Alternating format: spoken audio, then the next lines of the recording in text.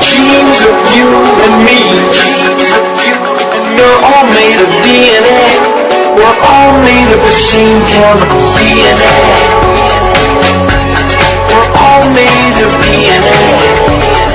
All made of the same chemical. Hello, and welcome to the 8th episode of Discovering New Advances, or DNA, a podcast that keeps you up to date about the scientific world in an easy-to-understand language. So whether you're a student in middle school or a grandparent, you will easily be able to follow along. I'm Kira. And I'm Matt. On this episode, we will host our second debate about a bioethical issue our society is facing today, artificial reproductive technologies. The following episodes will either keep you updated on genetic advances in the scientific world, teach more lessons on genetics, or feature another debate about a controversial bioethical issue. So if you're already familiar with artificial reproductive technologies, you can skip to the following episodes. For more information, please visit dnapodcast.com or email us at info@dnapodcast.com. Before we begin our heated debate, let's first take a look at what artificial reproductive technologies are. Alright, so artificial reproductive technology is a general term referring to methods used to achieve pregnancy by artificial or partially artificial means. So many couples that have trouble conceiving will turn to artificial reproductive technologies to help them. Other couples use artificial reproductive technologies to avoid genetic disorders. A few of them we can look at are the most common types of ARTs, or artificial reproductive technologies. We can just use ARTs for short. Otherwise, okay. It's going to be a mouthful every time we say it. So the first one we can discuss is in vitro fertilization, which is where the eggs and the sperm is united outside the body in a laboratory. And so once an embryo or multiple embryos form, they are placed in the uterus. And so before we get into all the different types of IVF, which is short for in vitro fertilization, let's look at a little background information. IVF is practically a household term today, but only a few decades ago it was unheard of. Later, babies born through IVF were labeled as test tube babies, and I think people still refer to them as test tube babies. I think a lot of people don't realize how common it really is, because a lot of people are born through IVF. So the first test tube baby was Louis Brown, born in England in 1978. So, we're not talking a long time here. We're only talking about 40 years that this has been around. But even at that time, it's still very advanced. Definitely. In the scientific field to be able to do this. So she was the first baby to be conceived outside of her mother's womb. Some causes that IVF can treat include low sperm count, issues with ovulation, and the inability of sperm to penetrate or survive in the cervical mucus. So let's look at a couple different technologies that are IVF. There's a lot of different types that all fall under the category of IVF. So one of them would be Transvaginal Ovum Retrieval, which is also known as OCR, which is the process whereby a small needle is inserted through the back of the vagina and guided via ultrasound into the ovarian follicles to collect the fluid that contains the eggs. And the doctor will usually collect more than 1 round worth of eggs, and this prevents the procedure to be repeated if a couple does not have a successful pregnancy through the first round of embryo transfer. A lot of times the first round of embryo transfer isn't successful, so the couple will go to their kind of bank of eggs that they've had before, that they took out before, and use that again so they don't have to keep doing this procedure. And we'll discuss a little bit later of what happens to these embryos that aren't used, or what happens to these eggs that aren't used. Right. I don't know if we talked about this, but usually the doctor will insert 4 or 5 embryos. Yes. Into the mother to ensure that, because not every single one of them is going to latch on. This just increases the probability that one will be able to latch on. Because many times one won't latch on, and that's why you have to go through multiple rounds of inserting. It's a very rare occasion that all 5 of them will latch on, or 8, like Octomom. Octomom will latch on, but this just increases the chance that one will. Definitely. So we've been talking about embryo transfer, so why don't we kind of define this term? So embryo transfer is the step in the process whereby one or several embryos are placed into the uterus of the female in hopes that a successful pregnancy will result. So this is what we were just talking about before. Right. Okay. Just wanted to give a scientific term. Right. This is preservation. This is the process of freezing the gametes to preserve them. For ART purposes, this can include eggs, sperm, embryos, and ovarian tissue. Right. And the last type of IVF is intracytoplasmic sperm. So this is an IVF procedure where the sperm is directly injected into the egg. So this is commonly used to overcome male infertility problems. So if the male has a low sperm count or something and, the female, nothing's going wrong there, then they'll use this to actually take the sperm and insert it into the egg. Okay. So they're actually doing that in a petri dish or whatever they're using. Okay. So that's all IVF technologies and procedures of the way we do that. The second type that we're going to talk about is surrogacy. So I think this is more of a household kind of term that a lot of people know about and stuff, much more than IVF. So the first common one is obviously going to be the traditional form of surrogacy. And that's actually the scientific term for it, too. Traditional, okay. And this is where the surrogate uses her own egg and uterus to develop the baby. Because the surrogate uses her own egg, she is genetically related to the child and can be considered their biological mother. To achieve this pregnancy, the surrogate would undergo artificial insemination, which is where semen is injected into the vagina or uterus. So it's not too much a procedure because it's basically you're doing it without, actually having sex. So you're just kind of like shooting it up there. It's not really like painful or anything. Right. And the surrogate will then relinquish custody of the resulting child or children upon birth. Right, and that's where a lot of legal issues come into play. That's where a lot of the ethical issues come in as well. That too, yes. And the second type of surrogacy is gestational. And so the surrogate in this situation has a fertilized embryo implanted in her. So the egg is not the surrogate's in this case, so the surrogate has no genetic relationship with the child and just carries the child to term. So it's kind of like they're just using her uterus and her body to produce the child when the egg isn't hers, and obviously the sperm isn't hers. So she's kind of just the carrier. She's not the biological mother. Okay. Right. I think I'm going to skip the legal stuff because I thought I'd get more, but it just doesn't really make too much sense. Okay. All right. How long did she want this episode to be? At least like 15 minutes or something? 20 minutes? 20 minutes. Yeah. Okay, we should be fine then. All right. So why don't we get to the debates then? Okay. Do you want me to start just to give a disclaimer? Yeah, go ahead. Okay. So after we gave all this information about these in vitro fertilization or ARTs, we just want to put in a quick disclaimer. So usually how these debates work is that Kira or myself will choose a pro or con stance on the issue. And so far I've always been pro and Matt has always been con. However, with this issue, I just want to let you guys know that everything I say, I completely disagree with. No, don't say that. No. Okay, say cut that. that out then. Okay, it's fine. I can't I'll say do that more I'm for con sure. for this, but I do agree. Just say with everything. We're taking these stance for an educational purpose, and this is exactly what we believe. First question would be: should ARTs be legal? Should I start? You should start. All right, I'll start. All right. Well, so far we've discussed a lot of different ART methods, and I believe that this provides an opportunity for couples who can't biologically have children on their own. It's getting very popular in gay couples as well as straight couples that have trouble conceiving. Obviously, gay couples wouldn't have trouble; they just can't. So I think this provides a great alternative for couples that can't biologically have their own children. And I believe they do have that right to have their own children, and if the technology is there, they should be allowed to use it. Right. And a constant with this issue that it should not be illegal is the concept of designer babies. And being able to select specific genes, specific characteristics to create this perfect child. We saw it in that movie Gattaca, where the first child had a severe heart condition. I think you reference Gattaca on every episode. I'm sorry, because Gattaca is like the best movie to reference. I know. And then the second child, they did this artificial selection to create the perfect child who was smart and athletic and really successful. So again, this creates also the sexual selection. An example would be where countries such as China would favor males over females, which can result in an imbalance of population. Definitely.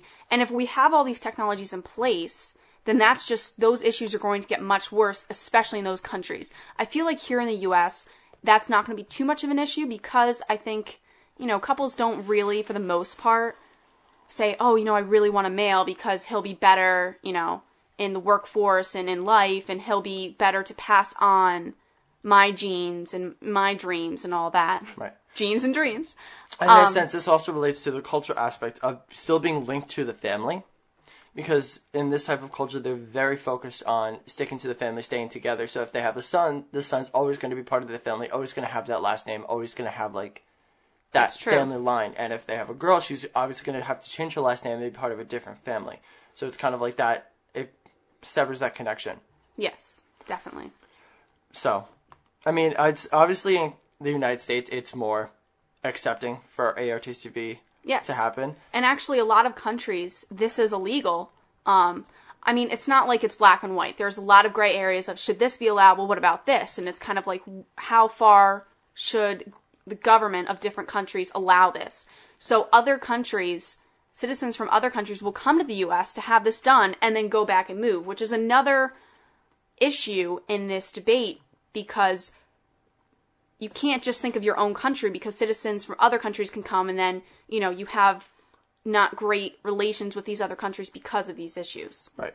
And it's also a factor of religion as well. So example would be the Catholic Church advocates that the concept of gestation of children can only be reserved in the marriage of a man and a woman and without the resources of ARTs.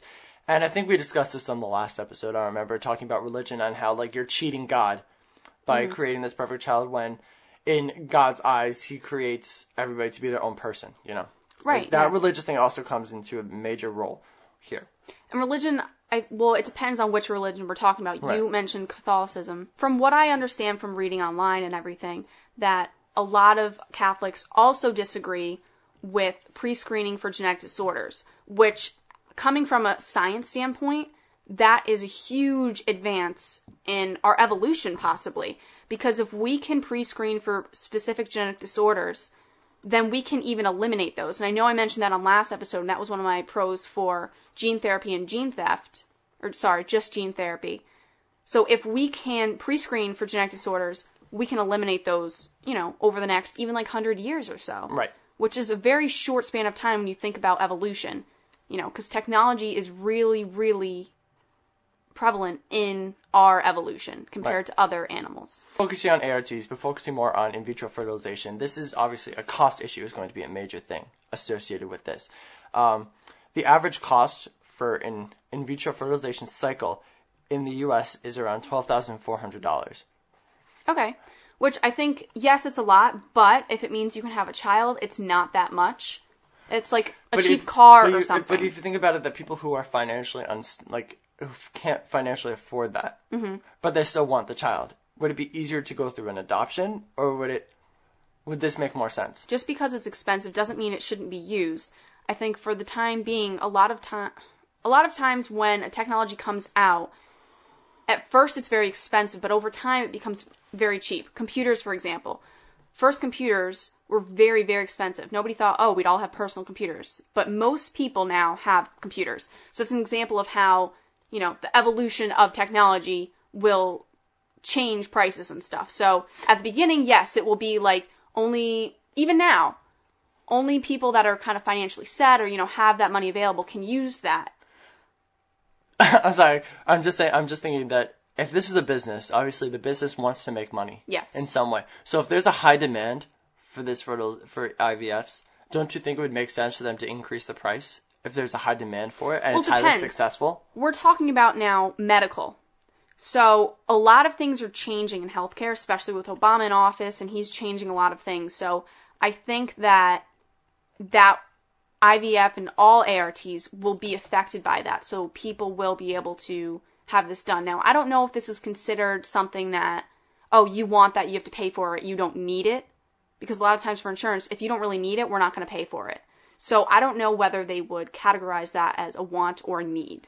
But ARTs are very successful. So ART is responsible for approximately 50% of all multiple births. So that would be twins or triplets or, anything beyond that worldwide.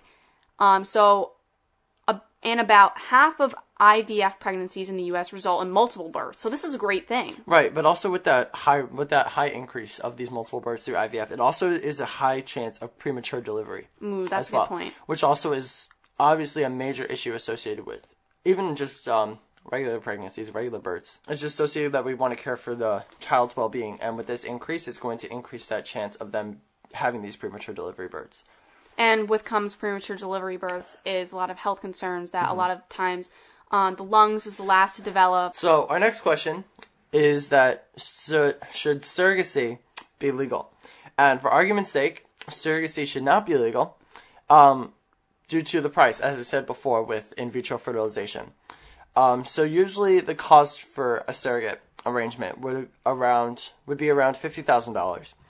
And if you choose to let a large agency walk through walk you through the step-by-step process, it can actually go up to $120,000 for the whole process to occur. For one child, or if it's multiple births, for one pregnancy, I guess. Right. Yes, surrogacy can be expensive, but the success rates are high, and I think it's worth it. If you pay that much and you get a baby out of it, you get your child, I think that you can't put a price on that. You can't put a price on happiness, Matthew. Okay. And over half of all gestational carriers get pregnant after the first IVF attempt. So that's much more, actually, than someone, say, a couple is trying to conceive, so they're going to she's going to try and get pregnant on her own. Well, not on her own, but with, other ART technologies to help her. She probably won't get pregnant in the first IVF attempt. Where here, over half of all gestational carriers get pregnant after the first IVF attempt. And those that need a second or third attempt are almost always successful as well. So there's not a lot of gestational carriers that don't end up getting pregnant, within an appropriate amount of time. And a major problem, that's a good point, but also a major problem associated with this is the establishment, the bonds formed between the mother and the fetus. So, we're going to talk about the hormone oxytocin, obviously plays a crucial role in the gestational mother to respond in accordance with her natural maternal instincts. So she's going to be she can't help it, she's going to be bonding with that child. During the pregnancy. Fetus, during the pregnancy. Which, in turn, makes it a big legal and ethical issue that if she's going to be emotionally attached to the fetus. Right, and a lot of times before you get pregnant, or right in the early months of pregnancy of the surrogate, the papers are signed legally. Okay, you will have no rights over this child. The surrogate will have no rights over the child after it's born. It will be given immediately to the, I guess, I don't know exactly the term for adoptee parents, The parents, I guess. So if the surrogate decides that she doesn't want to give away the baby, she doesn't have any rights anymore. So that's where a lot of legal and ethical issues come into play. She can't make that decision whether she wants to keep the baby or not, because before she goes through this, she probably, as you said, they drop a contract that says that she can't claim any rights over the child. But also, this also plays a role on the baby as well. So, cognitive and developmental psychology literature states that there is, this crucial window of time from the moment of birth onwards where the baby begins to form cognitive attachments through intersubjective interaction with the gestational mother. So, that's going to play a life throughout the entire, going to be prominent in the child's entire life. Growing up, they're probably going to be wondering who their mother is, or who their surrogate mother is, or who their surrogate father is. And they're going to be going through this their entire life. Wouldn't be surrogate father. Sperm donor. So that's going to be plaguing on their mind throughout their entire life, which is going to cause them a lot of emotional distress. And that also begs the question, should these kids have the right to meet with their biological parents? Because a lot of times, if we're talking about sperm donors now, young males will go in to donate their sperm, and they won't leave. I mean, a lot of times the company collecting the sperm will have information for them, but they have a privacy issue, I guess, that the sperm donor doesn't want to be contacted, but his biological kids have the right to be able to access him and talk to him and have a relationship. If he doesn't want that, don't the kids have that right? So that's another legal issue with all of this. Right. Who has the right to decide if they want to keep the pregnancy if the fetus has a prenatal diagnosis of a disability? I mean, this is a problem I have with that question. Normally, it can be inferred that the parents who are going to be raising the child would make that decision. But then it's just kind of I feel like the parents would be using the surrogate mother. Just kind of she's just something, a carrier. Just something that's just popping out the kids, Mm-hmm. It's just she wouldn't have a say, and they're just making the decisions. And I just don't like the whole thing about the whole feeling of being used. Yes, is an issue. That's the only issue I have with this question. Okay. That I feel like the answer to this question, I feel like that all three of them should come to a consensus on this. But what if they can't? What if the parents don't want to have a child that has a disability and they want to have an abortion done, but the surrogate is completely against abortion and doesn't want to do that? This is the question on when it is okay to have the abortion. Mm-hmm. So we've had this discussion multiple times about when it is okay to abort an embryo. Not on air. Not on air? Okay, we'll have it on air now. Not too much, though, because that's a whole nother episode. Okay, well, just to put it in a side note, that I've discussed this with a lot of people, and their opinions on it is saying that when the embryo starts to have a heartbeat. There are a lot of different stages. Right. It's when the sperm meets the egg. It's when the embryo gets to a certain amount of cells, or when it's implants on the uterus. So many different places. A common one is that when it starts to have a heartbeat, and after the first trimester, is when it is not okay to abort the child. So that's also something to put into context here. That if it's a certain time period, whether it's before the first trimester, that the parents decide they don't want to have the child.